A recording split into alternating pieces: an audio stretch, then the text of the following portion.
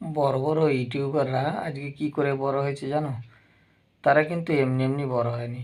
তারা প্রথমে যখন চ্যানেলটাকে স্টার্টিং করে, তারা কিন্তু সমস্ত যত আদার্স চ্যানেল আছে সবাইকে সাবস্ক্রাইব করে দিয়েছে। কারণটা কি বলো তো? এতে ওর লাভটা কি?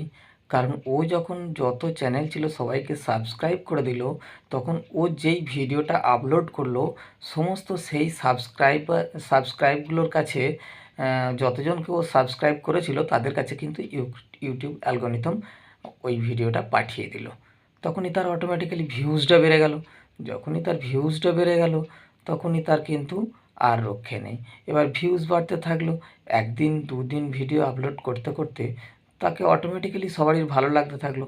যখনই ভালো লেগে গেল, সে কিন্তু এবার নিজে নিজে সাবস্ক্রাইবার লুটতে থাকলো। অতএব তোমরাও সবাই সবাইকে সাবস্ক্রাইব করো এবং নিজের সাবস্ক্রাইবার বাড়াও এবং লুটতে থাকো।